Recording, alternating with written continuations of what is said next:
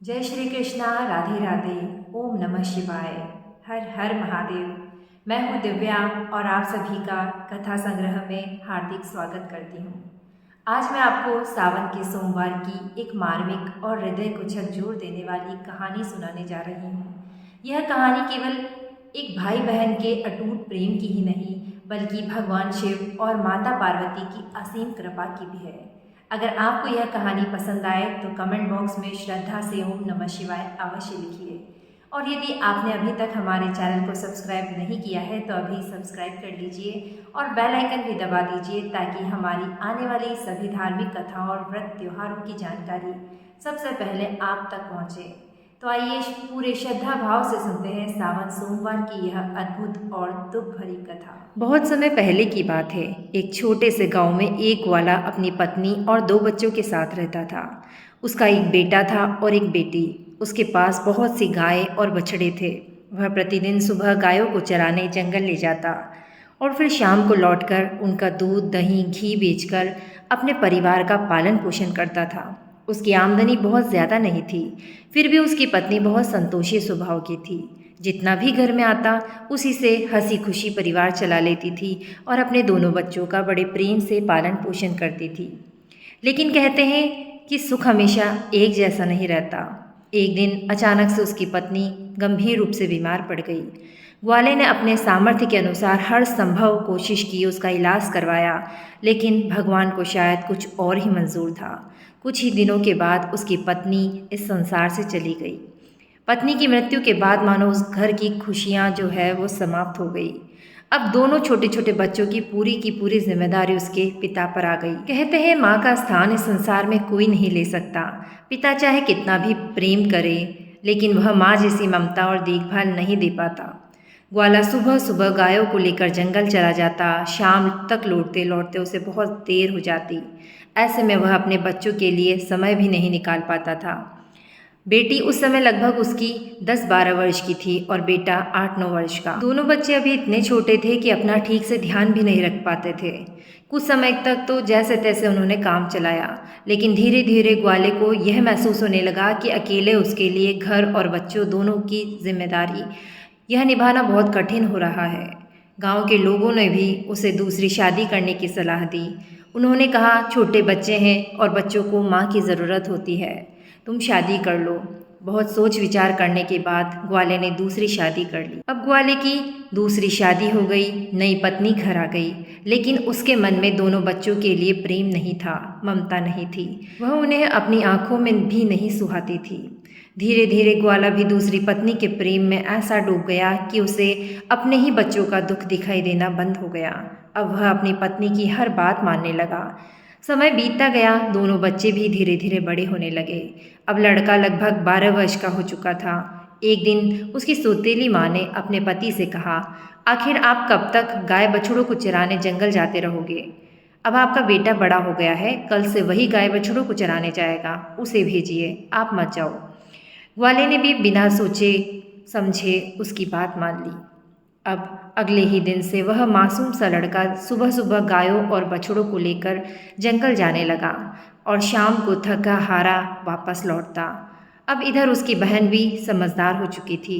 पूरे घर का वह काम करती, खाना बनाती और सबसे पहले अपने छोटे भाई को अपने हाथों से भोजन खिलाती। वह अपने भाई को बहुत प्रेम करती थी। इतना ही नहीं, वह भगवान शिव की परम भक्त थी।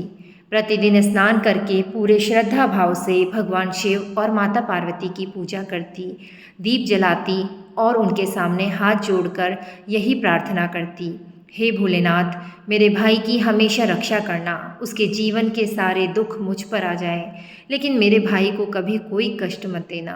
अब दोनों भाई बहन एक दूसरे का ही सहारा थे, दोनों एक दूसरे का ही पूरा संसार थे।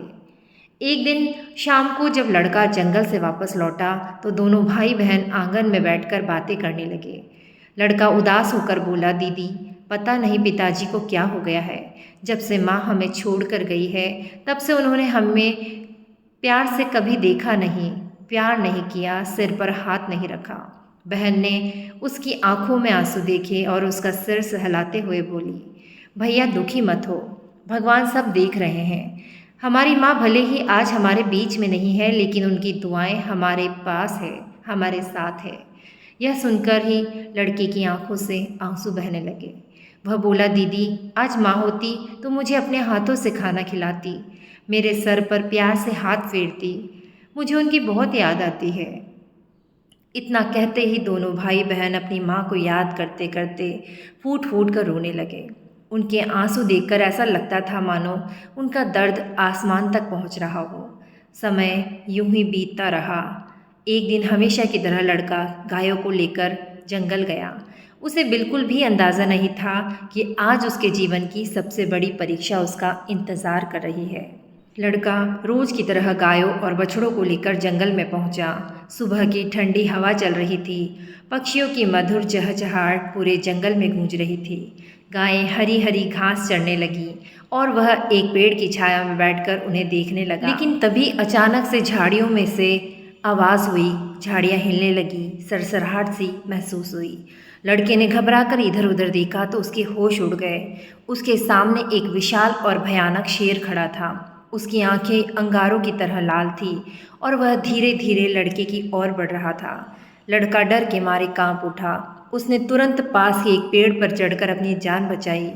नीचे खड़ा शेर उसे देखकर गरजते हुए बोला, डर मत बालक, मैं कई दिनों से भूखा हूँ, आज मुझे अपना पेट भरना है। अगर तुम चाहते हो कि मैं तुम्हें ना खाऊं तो अपनी गायों या बछड़ों में से एक मुझे दे दो। लड़के ने कांपती हुई आवाज़ में कहा, शेर भाई, मैं अपनी इच्छा से कुछ भी नहीं दे सकता। ये गाय बछड़े मेरे नहीं, मेरे पिताजी के हैं। मैं तो केवल यहाँ इन्हें चराने आता हूँ। शेर बोला, तो ठीक है, फिर मैं तुम्हें ही खा जाता हूँ। लड़के की आंखों में आंसू आ गए। वह बोला, शेर भाई, अगर तुम मुझे खा लोगे तो मेरी बहन का क्या होगा? वह तो बिल्कुल अकेली रह जाएगी। इस दुनिया में उसका मेरे अलावा कोई अपना नहीं है। हमारी माँ तो हमें बहुत पहले ही छोड़कर भगवान के पास चली गई और पिताजी ने दूसरी शादी कर ली। हमारी सौतेली माँ हम दोनों से बहुत नफरत करती है। अगर मैं भी नहीं रहा तो मेरी बहन जीते जी मर जाएगी। शेर कुछ क्षण तक चुपचाप उसकी बातें सुनता रहा। फिर बोला, ठीक है, मैं तुम्हें आज जाने देता हूँ, लेकिन कल वापस आना। अपने पिता से पूछकर आना कि मुझे क्या देना है, तुम्हें या कोई और बछड़ा। अगर कल नहीं आए तो मैं तुम्हें ढूंढ कर खा जाऊँगा। लड़के ने हाथ जोड़कर कहा, मैं वचन देता हूँ, कल अवश्य आऊँगा। शेर वहाँ से चला गया और लड़का शाम को गायों को लेकर घर लौट आया। घर पहुँचते ही उसके पिता गायों और बछड़ों को बांधने लगे। लड़का डरते डरते उनके पास गया और बोला, पिताजी, आज जंगल में मेरे साथ बहुत बड़ी घटना हो गई। उसके पिता ने पूछा, क्या हुआ? लड़के ने सारी बात बता दी। कैसे जंगल में उसे शेर मिला, उसने क्या कहा और कल फिर बुलाया है। इतने में उसकी सौतेली माँ भी वहाँ आ गई। उसने पूरी बात सुन ली, लेकिन उसके चेहरे पर जरा भी दया नहीं आई। वह कठोर स्वर में बोली, सुन लो, किसी भी हालत में एक भी गाय या बछड़ा कम नहीं होना चाहिए। पता है, इन्हीं के दूध से हमारा घर चलता है। अगर शेर को किसी को खाना ही है तो तुम्हें खा जाए, तुम्हारे बिना हमारा कोई नुकसान नहीं होगा। लेकिन एक बछड़ा भी गया तो बहुत बड़ा घाटा हो जाएगा। इतना निर्दयी उत्तर सुनकर लड़के का दिल टूट गया। उसे विश्वास ही नहीं हो रहा था कि कोई माँ अपने बेटे के लिए ऐसे शब्द भी बोल सकती है। उसके पिता भी वहीं चुपचाप खड़े रहे। उन्होंने अपनी पत्नी की बात का विरोध तक नहीं किया। लड़के की आंखों से आंसू बह निकले। वह चुपचाप वहाँ से चला गया और अपनी बहन के पास पहुँचा। बहन उस समय उसके लिए खाना परोस रही थी। जैसे ही उसने अपने भाई का उदास चेहरा देखा, तुरंत पूछ बैठी, भैया क्या बात है? आज इतने परेशान क्यों हो? क्या जंगल में कुछ हुआ है? अब लड़के से रहा नहीं गया। वह अपनी बहन के गले लगकर फूट फूट कर रोने लगा। कुछ देर बाद उसने पूरी घटना एक एक करके सुना दी। बहन सब कुछ सुनकर कुछ पल के लिए शांत रही। उसकी आंखें भी भर आई, लेकिन उसने अपने आंसू पोंछे और मुस्कुराने का प्रयास करते हुए बोली, भैया तुम ही तो मेरे जीवन का सहारा हो। अगर तुम्हें कुछ हो गया तो मैं भी ज़्यादा दिन तक जीवित नहीं रह पाऊंगी। लेकिन एक बात सोचो, अगर एक बछड़ा चला भी जाएगा तो गाय फिर दूसरा बछड़ा जन्म दे देगी। लेकिन अगर तुम चले गए तो मेरा भाई कभी वापस नहीं मिलेगा। लड़का ध्यान से अपनी बहन की बातें सुन रहा था। बहन ने आगे कहा, कल जब तुम जंगल जाओ तो शेर को एक बछड़ा दे देना। मैं नहीं चाहती कि तुम्हारी जान पर कोई आँच आए। लड़के ने कहा, लेकिन दीदी, पिताजी बहुत नाराज़ होंगे। बहन बोली, पिताजी का क्रोध मैं सह लूँगी, लेकिन तुम्हें खोने का दुख नहीं सहन कर पाऊँगी। भाई ने अपनी बहन की ओर देखा। उसे महसूस हुआ कि इस दुनिया में अगर कोई सचमुच उससे प्रेम करता है तो वह केवल उसकी बड़ी बहन है। अगले दिन सुबह वह फिर गायों को लेकर जंगल पहुंचा। शेर पहले से ही उसका इंतज़ार कर रहा था। उसे देखते ही शेर बोला, तो बताओ क्या निर्णय हुआ? लड़के ने सिर झुकाकर कहा, मेरे पिता ने कहा है कि गाय या बछड़ा नहीं देना है, लेकिन मेरी बहन ने कहा है कि मेरी जान से बढ़कर कोई बछड़ा नहीं है, इसलिए मैं तुम्हारे लिए एक बछड़ा लाया हूँ। शेर ने लड़की की ओर ध्यान से देखा, फिर बोला, तुम्हारी बहन सचमुच बहुत बुद्धिमान है और तुमसे बहुत प्रेम करती है। लड़के ने एक बछड़ा शेर के सामने छोड़ दिया। शेर उसे लेकर अपनी गुफा की ओर चला गया। उधर लड़का दिन भर गायों को चराता रहा और शाम को घर लौट आया। जैसे ही वह घर पहुंचा, उसके पिता ने गायों और बछड़ों की गिनती की। एक बछड़ा कम था, बस फिर क्या था। सौतेली माँ गुस्से से आग बबूला हो उठी। वह चिल्लाकर बोली, देखा, मैंने पहले ही कहा था ना कि यह लड़का हमारी बात नहीं मानेगा। इसने सचमुच बछड़ा शेर को दे दिया। इतना सुनते ही उसके पिता का क्रोध भी 7वें आसमान पर पहुंच गया। उन्होंने बिना कुछ पूछे डंडा उठाया और अपने ही बेटे को बेरहमी से पीटना शुरू कर दिया। लड़का बार बार कहता रहा, पिताजी मेरी बात तो सुन लीजिए, लेकिन उस निर्दयी पिता के कानों पर जैसे कोई असर ही नहीं हो रहा था। वह लगातार डंडे बरसाता रहा। मार इतनी भयानक थी कि कुछ ही देर में लड़का बेहोश होकर जमीन पर गिर पड़ा। उसकी बहन यह सब अपनी आंखों से देख रही थी। उसका कलेजा फट रहा था। वह दौड़कर अपने भाई को बचाना चाहती थी, लेकिन सौतेली माँ की वजह से कुछ भी नहीं कर सकी। अब जब दोनों अंदर चले गए तब वह दौड़कर अपने भाई के पास पहुंची। उसने कांपते हाथों से भाई का सिर अपनी गोद में रखा। उसकी आंखों से आंसू लगातार बह रहे थे। वह बार बार भगवान शिव से प्रार्थना कर रही थी, हे भोलेनाथ, मेरे भाई को बचा लीजिए। इसके सारे दुख मुझे दे दीजिए, लेकिन इसे कुछ मत होने दीजिए। उसने पास से पानी लाकर उसके चेहरे पर छींटे मारे। कुछ ही देर बाद लड़के को होश आ गया। बहन ने उसे सहारा देकर बैठाया, पानी पिलाया और अपने हाथों से भोजन खिलाया। भोजन करते करते दोनों भाई बहन फिर रोने लगे। कुछ देर बाद बहन ने गहरी सांस लेते हुए कहा, भैया, अब तुम्हारा इस घर में रहना सुरक्षित नहीं है। मुझे हर पल डर लगता रहता है कि कहीं ये लोग तुम्हें सचमुच मार न डालें। उसने अपनी मुट्ठी खोली। उसमें उनकी स्वर्गवासी माँ की एक पुरानी अंगूठी थी। बहन ने वह अंगूठी अपने भाई के हाथ में पहनाते हुए कहा, यह हमारी माँ की आखिरी निशानी है। हमेशा इसे अपने पास में रखना। अब तुम यह घर छोड़कर कहीं दूर चले जाओ। जब तक तुम जीवित रहोगे, मुझे विश्वास रहेगा कि एक दिन हम ज़रूर मिलेंगे। भाई की आंखें फिर भर आई। वह बोला, दीदी, तुम्हें इन निर्दयी लोगों के बीच अकेला छोड़कर मैं कैसे चला जाऊं? और यहीं से दोनों भाई बहनों के जीवन का सबसे दर्दनाक मोड़ शुरू होने वाला था। भाई की बात सुनकर बहन की आंखों से आंसू बहने लगे। उसने अपने आंसू पोंछे और मुस्कुराने की कोशिश करते हुए बोली, भैया, चिंता मत करो मेरी, मैं यह सब सह लूँगी। सौतेली माँ चाहे जितना काम कराए, चाहे जितना डांटे मारे, मैं सब कुछ सहन कर लूँगी, लेकिन अगर तुम्हें कुछ हो गया तो मैं एक पल भी जीवित नहीं रह पाऊँगी। इसलिए मेरी बात मानो, इस घर से चले जाओ। लड़का कुछ देर तक चुप रहा। फिर उसने अपनी बहन की ओर देखा और बोला, दीदी, अगर यही तुम्हारी इच्छा है तो मैं चला जाऊंगा, लेकिन मैं भी तुम्हें अपनी एक निशानी देकर जाऊंगा। इतना कहकर उसने पास में रखा एक मजबूत रेशमी धागा उठाया और बड़े प्रेम से अपनी बहन की कलाई पर बांध दिया। धागा बांधते हुए वह बोला, दीदी, जब तक यह धागा तुम्हारी कलाई में रहेगा, समझना तुम्हारा भाई तुम्हारे साथ है। अगर कभी भगवान की कृपा से हम फिर मिले तो यही धागा हमें एक दूसरे की पहचान कराएगा। इसे कभी टूटने मत देना। बहन ने अपनी कलाई को सीने से लगाते हुए कहा, मैं अपने प्राण दे सकती हूँ भैया, लेकिन इस धागे को कभी भी अपने हाथ से नहीं उतरने दूंगी। दोनों भाई बहन एक दूसरे के गले लगकर बहुत देर तक रोते रहे। उन्हें क्या पता था कि उनकी हर बात कोई और भी सुन रहा है। कमरे के बाहर खड़ी उनकी सौतेली माँ चोरी छिपे सब सुन चुकी थी। उसके चेहरे पर एक खतरनाक मुस्कान आ गई। वह मन ही मन बोली, अच्छा, तो यह लड़का भागने की तैयारी कर रहा है। अगर यह कहीं चला गया तो लोग हमसे सवाल करेंगे। इससे अच्छा है कि आज ही इसका हमेशा के लिए काम तमाम कर दिया जाए। रात गहरी हो चुकी थी। दोनों भाई बहन रोते रोते सो गए। इधर सौतेली माँ ने अपने पति को जगाया और धीमी आवाज़ में बोली, सुनो, यह लड़का अगर जिंदा रहा तो कल घर से भाग जाएगा, फिर गांव वाले हमें ही दोष देंगे। इससे पहले कि ऐसा हो, आज ही इसे ख़त्म कर दो। ग्वाला, जो अपनी पत्नी के वश में पूरी तरह आ चुका था, बिना कुछ सोचे उठ खड़ा हुआ। उसके मन में न पिता का प्रेम बचा था और न ही दया। वह धीरे धीरे अपने बेटे के पास गया। मासूम बच्चा गहरी नींद में सो रहा था। उसे इस बात का बिल्कुल भी अंदाज़ा नहीं था कि उसका अपना ही पिता उसका सबसे बड़ा शत्रु अब बन चुका है। ग्वाले ने सोते हुए बेटे को गोद में उठाया और घर से थोड़ी दूर एक सुनसान जगह पर ले गया। चारों ओर घना अंधेरा था। रात बिल्कुल शांत थी, लेकिन कुछ ही क्षणों बाद उस सन्नाटे को एक निर्दयी वार ने तोड़ दिया। पत्थर जैसे कठोर हृदय वाला वह पिता अपने ही बेटे पर कुल्हाड़ी चला बैठा।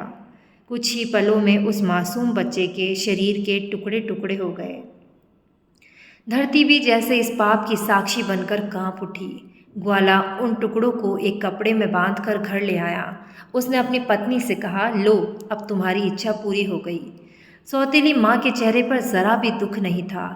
उसने उन टुकड़ों का मांस पकाया, सब्जी बनाई और बड़े आराम से भोजन तैयार कर लिया। जब खाना तैयार हो गया तो उसने 2 थालियाँ लगाई, एक अपने लिए और एक अपने पति के लिए। फिर अचानक उसके मन में एक और क्रूर विचार आया। वह मन ही मन बोली, भाई बहन में बड़ा प्रेम है, क्यों ना आज बहन को उसके भाई का मांस खिलाया जाए। यह सोचकर उसने लड़की को आवाज़ लगाई, अरे इधर आ, आज हमारे साथ बैठकर खाना खाना। लड़की को बड़ा आश्चर्य हुआ। जिस सौतेली माँ ने उसे कभी प्रेम से नहीं बुलाया, आज वो इतने मिठास से उसे कैसे बुला रही थी। उसके मन में शंका तो हुई, लेकिन फिर भी वह चुपचाप जाकर बैठ गई। तीनों ने खाना शुरू किया। लड़की जैसे ही खाने लगी, उसकी नज़र थाली में पड़ी एक उंगली पर गई। उस उंगली में वही अंगूठी थी, वही अंगूठी जो कुछ घंटे पहले उसने अपने भाई को पहनाई थी। उसे देखते ही लड़की का पूरा शरीर कांप उठा। थाली उसके हाथ से छूटकर ज़मीन पर गिर गई। उसकी आंखों के सामने अंधेरा छा गया।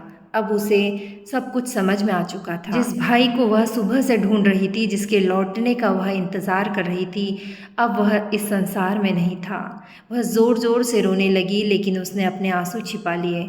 उसे पता था कि अगर उसने कुछ कहा तो ये लोग जो है उसे भी मार डालेंगे। वह चुपचाप वहाँ से उठी और वह उंगली अपने साथ लेती हुई घर से निकल गई। रात का समय था, चारों ओर सन्नाटा पसरा हुआ था। वह सीधे नदी के किनारे पहुंची। उंगली को अपने हाथों में लेकर वह फूट फूट कर रोने लगी। रोते रोते वह कहने लगी, हे भोलेनाथ, मेरा इस संसार में अब कोई नहीं बचा। पहले मेरी माँ चली गई और अब मेरा भाई भी मुझसे छीन लिया गया। हे महादेव, बड़े बुजुर्ग कहते हैं कि जब तक किसी मनुष्य की अस्थियां या शरीर का कोई अंश पवित्र नदी में न प्रवाहित किया जाता, तब तक उसकी आत्मा को पूर्ण शांति नहीं मिलती। मेरे भाई का तो अंतिम संस्कार भी नहीं हुआ। मैं नहीं जानती उसके शरीर के बाकी अंग कहाँ हैं, लेकिन मेरे पास उसकी यह उंगली है। प्रभु, इसे स्वीकार कीजिए और मेरे भाई की आत्मा को शांति दीजिए। इतना कहकर उसने कांपते हुए हाथों से वह उंगली नदी के जल में प्रवाहित कर दी। फिर वह आकाश की ओर देखकर बोली, हे भगवान शिव, अब इस संसार में मेरा कोई नहीं रहा। मैं किसके लिए जीवित रहूं? अब मुझे भी अपने भाई के पास बुला लीजिए। और यह कहते हुए वह नदी में कूदने के लिए आगे बढ़ी। लेकिन तभी एक अद्भुत चमत्कार हुआ। जैसे ही वह उंगली नदी के जल में गई, वहाँ एक दिव्य प्रकाश फैल गया। कुछ ही क्षणों में वह उंगली एक सुंदर हरे रंग के तोते में बदल गई। वह तोता उड़कर नदी के किनारे खड़े एक विशाल वृक्ष की डाल पर जाकर बैठ गया। लड़की यह दृश्य देखकर स्तब्ध रह गई। उसे अपनी आंखों पर विश्वास ही नहीं हो रहा था। तभी उस तोते ने मधुर आवाज़ में कहा, दीदी। यह आवाज़ सुनते ही वह लड़की चौंक उठी। रोते हुए बोली, कौन? तोता फिर बोला, दीदी, मैं हूँ, तुम्हारा भाई। यह सुनते ही बहन की आंखों से खुशी और दुख के आंसू एक साथ बहने लगे। वह दौड़कर पेड़ के नीचे पहुंची और बोली, भैया, क्या तुम सचमुच हो? तोते ने कहा, हाँ दीदी, तुम्हारी सच्ची श्रद्धा, तुम्हारी प्रार्थना और तुम्हारे प्रेम ने मुझे मुक्ति दिला दी। अगर तुम मेरी उंगली पवित्र नदी में प्रवाहित न करती तो मेरी आत्मा भटकती रहती। भगवान ने मुझे तोते का जन्म दिया है। बहन ने हाथ जोड़कर भगवान शिव को प्रणाम किया। तोता आगे बोला, दीदी अब तुम अकेली नहीं हो। मैं भले ही इस रूप में हूँ लेकिन हमेशा तुम्हारे साथ रहूँगा। जब भी तुम्हें मेरी याद आएगी मैं उड़कर तुम्हारे पास आ जाऊँगा। बहन ने आंसू पोंछे और मुस्कुराते हुए कहा, भैया तुम्हें किसी भी रूप में पाकर मैं धन्य हो गई। कम से कम तुम मेरे साथ तो हो। उस दिन के बाद से दोनों भाई बहन रोज मिलने लगे। बहन सुबह घर का सारा काम जल्दी जल्दी निपटाती और किसी बहाने से बगीचे में चली जाती। वहीं पेड़ की डाल पर उसका तोता बना भाई उसका इंतज़ार करता रहता। दोनों घंटों बातें करते। तोता अपने लिए पेड़ों से मीठे मीठे फल तोड़ता और अपनी बहन के लिए भी लेकर आता। बहन बड़े प्रेम से वे फल खाती। धीरे धीरे सावन का पवित्र महीना आ गया। बहन पहले की तरह पूरे श्रद्धा भाव से सावन का सोमवार का व्रत करने लगी। वह प्रतिदिन भगवान शिव का अभिषेक करती, बेलपत्र चढ़ाती, ओम नमः शिवाय का जाप करती रहती और फिर पूजा के बहाने बगीचे में अपने भाई से मिलने चली जाती। एक दिन तोते ने अपनी बहन से कहा, दीदी अगर कभी सौतेली माँ ने तुम्हें यहाँ आने से रोक दिया तो चिंता मत करना। मैं तुम्हारे घर के बाहर किसी पेड़ की डाल पर बैठ जाया करूँगा ताकि तुम मुझे देख सको। मैं तुम्हें कभी अकेला नहीं छोड़ूंगा। यह सुनकर बहन की आंखें फिर नम हो गई। उसे विश्वास हो गया था कि सच्चा प्रेम कभी समाप्त नहीं होता, वह केवल अपना रूप बदलता है। समय धीरे धीरे बीतने लगा। अब सावन का पावन महीना अपने पूरे सौंदर्य पर था। चारों ओर हरियाली छाई हुई थी। मंदिरों में भगवान शिव के जयकारे गूंज रहे थे। बहन पूरे श्रद्धा और विश्वास के साथ हर सोमवार का व्रत रखती। प्रातःकाल स्नान करके भगवान शिव का जल अभिषेक करती, बेलपत्र अर्पित करती और हाथ जोड़कर केवल एक ही प्रार्थना करती, हे भोलेनाथ मेरे भाई की हमेशा रक्षा करना। उधर उसका भाई जो अब तोते के रूप में था प्रतिदिन अपनी बहन से मिलने आता। वह पेड़ों से मीठे मीठे फल तोड़कर लाता और बड़े प्रेम से अपनी बहन को खिलाता। दोनों भाई बहन घंटों बैठकर बातें करते। बहन जब भी दुखी होती तोता उसे समझाता और कहता, दीदी धैर्य रखो, भगवान शिव सब देख रहे हैं, एक दिन अवश्य ही न्याय होगा। कुछ ही दिनों बाद रक्षाबंधन का पवित्र पर्व आने वाला था। तोते ने मन ही मन सोचा, मेरी बहन ने जीवन भर मेरे लिए इतने दुख सहे हैं, इस बार मैं उसे रक्षाबंधन पर ऐसा उपहार दूंगा कि उसके चेहरे पर मुस्कान लौट आए। लेकिन उसके मन में एक और विचार भी बार बार आ रहा था, जिन लोगों ने मेरे साथ इतना बड़ा अन्याय किया, कहीं वह मेरी बहन के साथ भी वैसा ही अत्याचार न कर दे। मुझे अपनी बहन की रक्षा करनी होगी। और यही सोचते सोचते वह उड़ता हुआ गांव के एक लोहार के पास पहुंचा। लोहार अपनी भट्टी पर लोहे को तपाकर औजार बना रहा था। तोता उसके सामने बैठ गया और बड़ी विचित्र आवाज़ में बोला, पिता ने मारा, माँ ने मरवाया, शेर से बचा, भाग्य ने बचाया, अब हरियल तोता बनकर आया, सुन लो मेरी करुण कहानी। लोहार ने आश्चर्य से इधर उधर देखा, फिर उसकी नज़र उस तोते पर पड़ी। वह बोला, अरे यह तोता कैसे बोल रहा है और इतनी दुख भरी बातें क्यों कर रहा है। लोहार ने प्रेम से कहा, तोते साफ साफ बताओ तुम्हारे साथ क्या हुआ है। तब तोते ने अपने जन्म से लेकर अब तक की पूरी कहानी उसे सुना दी। कैसे उसकी माँ की मृत्यु हो गई, कैसे सौतेली माँ ने उसे सताया, कैसे पिता ने अपनी पत्नी के कहने पर उसका वध कर दिया और कैसे भगवान की कृपा से वह तोते के रूप में जीवित हुआ। पूरी कहानी सुनते सुनते लोहार की आंखें भी नम हो आई। वह बोला, बेटा तुम्हारे साथ बहुत बड़ा अन्याय हुआ है, बताओ मैं तुम्हारे लिए क्या कर सकता हूँ। तोते ने कहा, भैया मुझे अपने लिए कुछ नहीं चाहिए, बस मेरे लिए एक छोटी सी कटार बना दीजिए जो तलवार से भी अधिक तेज हो। लोहार ने बिना कोई प्रश्न किए तुरंत बहुत बारीक, छोटी लेकिन अत्यंत तेज कटार तैयार कर दी। कटार बनाकर उसने तोते से पूछा, अब इसका क्या करोगे। तोते ने मुस्कुराकर कहा, समय आने पर सब समझ में आ जाएगा। फिर उसने कहा, इसे मेरे पंखों के बीच इस तरह छिपा दीजिए कि किसी को दिखाई न दे। लोहार ने वैसा ही कर दिया। तोते ने उसे धन्यवाद दिया और उड़ गया, लेकिन उसने अपनी बहन को इस बात की भनक तक नहीं लगने दी। अगले दिन वह उड़ते उड़ते गांव के ही एक सुनार के पास पहुंचा। सुनार सोने के सुंदर आभूषण बना रहा था। तोता फिर वही पंक्तियां दोहराने लगा, पिता ने मारा, माँ ने मरवाया, अब हरियल तोता बनकर आया, सुन लो मेरी दुख भरी कहानी। सुनार भी आश्चर्यचकित रह गया। उसने प्रेम से पूछा, तोते तुम कौन हो? तुम्हारे साथ क्या हुआ है? तोते ने उसे भी अपनी पूरी दुख भरी कथा सुनाई। कहानी सुनते ही सुनार की आंखों से आंसू बह निकले। वह बोला, बेटा, भगवान किसी के साथ ऐसा दुख न करे। बताओ, मैं तुम्हारी क्या सहायता कर सकता हूँ? तोते ने कहा, भैया, रक्षाबंधन आने वाला है। मेरी बहन के पास पहनने के लिए कुछ भी नहीं है। मैं चाहता हूँ कि इस बार उसे कुछ सुंदर गहने दूँ। क्या आप मेरी बहन के लिए कुछ आभूषण बना देंगे? सुनार ने मुस्कुराते हुए कहा, बस इतनी सी बात, अवश्य बनाऊंगा। उसने अपनी ओर से बड़े प्रेम से एक सुंदर हार, कंगन, झुमके और पायल तैयार कर दी। तोते ने उन्हें बड़े आदर से लिया और सुनार को धन्यवाद देकर उड़ गया। अगले दिन वह अपनी बहन से मिलने पहुंचा। बहन हमेशा की तरह उसका इंतजार कर रही थी। तोते ने मुस्कुराते हुए कहा, दीदी, आंखें बंद करो। बहन ने हंसते हुए आंखें बंद कर ली। तोते ने उसके सामने सारे आभूषण रख दिए। जब बहन ने आंखें खोली तो वह आश्चर्य से उन्हें देखने लगी। उसकी आंखों में खुशी के आंसू आ गए। वह बोली, भैया, इतने सुंदर गहने, लेकिन तुम्हें ये कहाँ से मिले? तोते ने हंसते हुए कहा, मेरे एक सुनार मित्र ने प्रेम से बनाकर दिए हैं। रक्षाबंधन का उपहार है। बहन ने वे आभूषण पहन लिए। आज बहुत दिनों बाद उसके चेहरे पर सच्ची मुस्कान दिखाई दे रही थी, लेकिन यह खुशी भी सौतेली माँ से देखी न गई। जब लड़की घर पहुंची तो उसकी नज़र गहनों पर पड़ी। वह क्रोध से लाल हो गई। उसने लड़की का हाथ पकड़कर जोर से झटका और बोला, सच सच बता, ये गहने कहाँ से चुरा कर लाई है? लड़की घबरा गई। उसने कहा, माँ, मैंने कुछ नहीं चुराया। एक तोता है, मैंने उसे अपना भाई बना लिया है। उसी ने मुझे यह गहने दिए हैं। लड़की ने यह बात नहीं बताई कि यह वही तोता है जो उसका असली भाई है। सौतेली माँ के मन में लालच जाग उठा। वह सोचने लगी, अगर एक साधारण सा तोता इतने कीमती गहने ला सकता है तो इसे पकड़कर मैं अपने पास रख लूँगी। दूसरे ही दिन वह बगीचे में पहुंच गई। जैसे ही उसने तोते को पकड़ने की कोशिश की, तोता फुर्र से उड़ गया। वह दूसरी डाल पर जाकर बैठ गया। सौतेली माँ फिर से दौड़ी। तोता फिर उड़ गया। पूरा दिन वह उसे पकड़ने की कोशिश में लगी रही, लेकिन सफलता नहीं मिली। थक हार कर वह घर लौट आई। अब उसका सारा गुस्सा उस बेचारी लड़की पर निकला। उसने लड़की को बहुत मारा पीटा, उसके सारे गहने भी छीन लिए। अगले दिन जब वह लड़की रोती हुए अपने भाई से मिलने पहुंची तो तोते ने पूछा, दीदी, आज तुम इतनी उदास क्यों हो?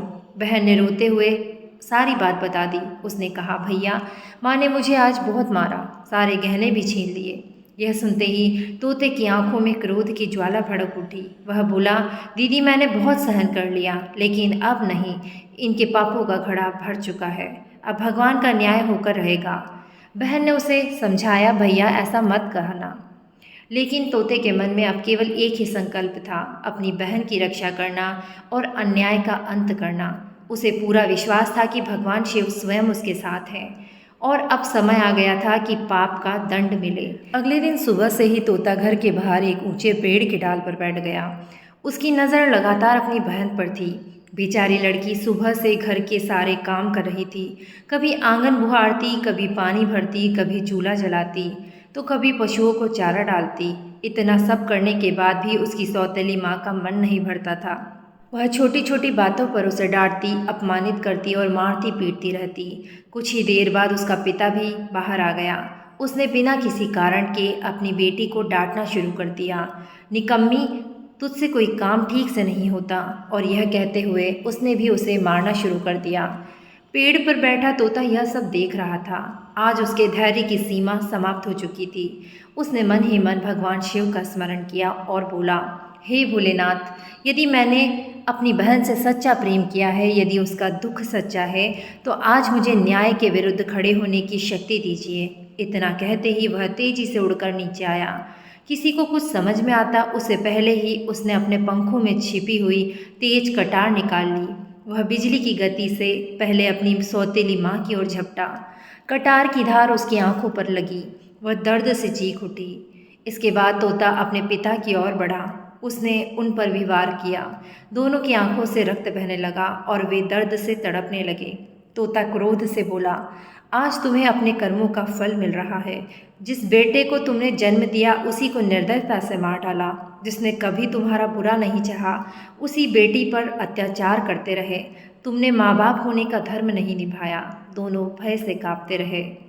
उन्होंने कांपती हुई आवाज़ में पूछा, तू कौन है? तोता बोला, पहचाना नहीं? मैं वही हूँ, तुम्हारा बेटा, जिसे तुमने अपनी लालच और निर्दयता के कारण मौत के घाट उतार दिया था। और यह सुनते ही दोनों के पैरों तले जमीन खिसक गई। अब उन्हें अपने किए हुए पाप का एहसास होने लगा। वे हाथ जोड़कर क्षमा मांगने लगे, लेकिन कहते हैं ना, जब पाप का घड़ा भर जाता है तब न्याय अवश्य होता है। अपने ही कर्मों का फल भोगते भोगते दोनों वहीं गिर पड़े। कुछ ही देर में उन दोनों के प्राण निकल गए। लड़की यह सब देखकर स्तब्ध रह गई। उसकी आंखों से लगातार आंसू बह रहे थे। वह अपने भाई के पास गई और बोली, भैया, जो होना था वह हो गया। अब हम यहाँ नहीं रहेंगे। इस घर की हर दीवार हमें अपने दुख की याद दिलाएगी। तोते ने भी सहमति में सिर हिलाया। वह बोला, हाँ दीदी, अब हम ऐसी जगह चलेंगे जहाँ केवल भगवान का नाम हो, जहाँ शांति हो, जहाँ कोई हमें अलग न कर सके। दोनों भाई बहन उस गांव को छोड़कर निकल पड़े। चलते चलते वे एक प्राचीन शिव मंदिर में पहुंचे। मंदिर के चारों ओर घना वन था। पास ही एक निर्मल सरोवर बह रहा था। वातावरण इतना शांत था कि हर ओर केवल ओम नमः शिवाय का ही अनुभव होता था। दोनों ने वहीं रहने का निश्चय किया। अब उनका जीवन पूरी तरह भगवान शिव की सेवा में बीतने लगा। बहन प्रतिदिन प्रातःकाल उठती, सरोवर में स्नान करती, शिवलिंग का जल अभिषेक करती, बेलपत्र, धतुरा और आँख के पुष्प अर्पित करती। वह पूरे नियम और श्रद्धा से सावन के सोमवार का व्रत रखती और भगवान शिव तथा माता पार्वती की आराधना करती। उधर तोता भी अपने छोटे छोटे पंखों में सरोवर का जल भर कर लाता और शिवलिंग पर अर्पित करता। यह दृश्य देखने वाले ऋषि मुनि भी भाव विभोर हो जाते। दिन बीतते गए, उनकी भक्ति दिन प्रतिदिन और गहरी होती गई। एक दिन कैलाश पर्वत पर बैठी माता पार्वती ने भगवान शिव से कहा, स्वामी, क्या आपने उन दोनों भाई बहन की भक्ति देखी है? उन्होंने जीवन में इतना दुख सहा, फिर भी आपके चरणों से उनका विश्वास नहीं डगमगाया। भगवान शिव मुस्कुराकर बोले, देवी, संसार में असंख्य जीव हैं। यदि हम सबके दुख दूर करने लगे तो संसार का कर्म चक्र कैसे चलेगा? लेकिन माता पार्वती का हृदय करुणा से भर उठा। वे बोली, महादेव, मैं जानती हूँ कि कर्मों का विधान अटल है, लेकिन इन दोनों ने बिना किसी शिकायत के केवल अपनी भक्ति की है। इन्होंने बदले में कभी धन, वैभव या सुख नहीं मांगा। यदि कोई वरदान मांगा भी है तो केवल एक दूसरे का साथ। ऐसे निष्कपट भक्तों पर आपकी कृपा तो अवश्य ही होनी चाहिए। भगवान शिव मुस्कुराए। उन्होंने कहा, देवी, आपकी करुणा के आगे मैं भी हार जाता हूँ, इसलिए आज इनकी परीक्षा समाप्त करते हैं। उसी क्षण एक दिव्य प्रकाश से पूरा मंदिर जगमगा उठा। घंटियाँ अपने आप बजने लगी। चारों ओर हर हर महादेव का दिव्य नाद हुआ। भगवान शिव और माता पार्वती स्वयं अपने दिव्य स्वरूप में प्रकट हुए। दोनों भाई बहन उन्हें देखकर भाव विभोर हो गए। वे दौड़कर उनके चरणों में गिर पड़े। भगवान शिव ने प्रेम पूर्वक कहा, वत्स, तुम्हारी अटूट भक्ति, धैर्य और एक दूसरे के प्रति निष्काम प्रेम से हम अत्यंत प्रसन्न हैं। मांगो, क्या वरदान चाहते हो?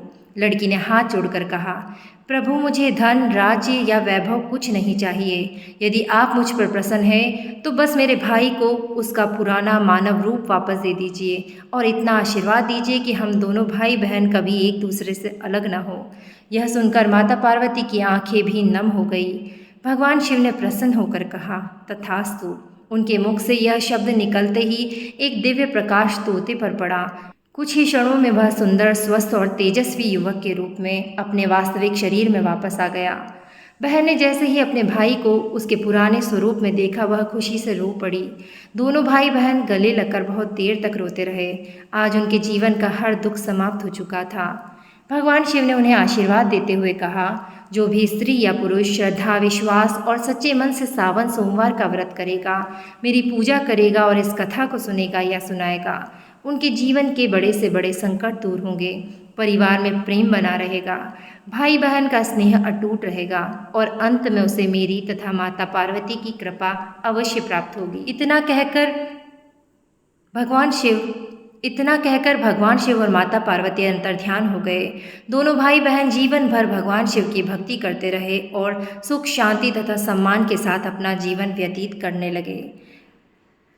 संसार में चाहे कितने भी दुख क्यों न हो, यदि हमारा विश्वास भगवान शिव पर अटल रहे, हम धर्म और सत्य का साथ न छोड़ें और अपने संबंधों का प्रेम, त्याग और निष्ठा से निभाएं, तो भगवान स्वयं किसी न किसी रूप में हमारी सहायता अवश्य करते हैं। सच्ची भक्ति कभी व्यर्थ नहीं जाती। बोलिए भगवान भोलेनाथ की जय, माता पार्वती की जय, हर हर महादेव। यदि आपको सावन सोमवार की यह पावन कथा पसंद आई हो तो कमेंट बॉक्स में श्रद्धा से ओम नमः शिवाय अवश्य लिखिए। वीडियो को अपने परिवार, मित्रों और सभी शिव भक्तों के साथ जरूर साझा करें ताकि अधिक से अधिक लोग इस कथा का पुण्य प्राप्त कर सकें। चैनल पर नए हैं तो सब्सक्राइब करना ना भूलें और बेल आइकन अवश्य दबाएं। इसी प्रकार की व्रत कथाएं, धार्मिक कथाएं और सनातन धर्म से जुड़ी प्रेरणादायक कहानियां लेकर हम फिर मिलेंगे। तब तक के लिए हर हर महादेव, ओम नमः शिवाय।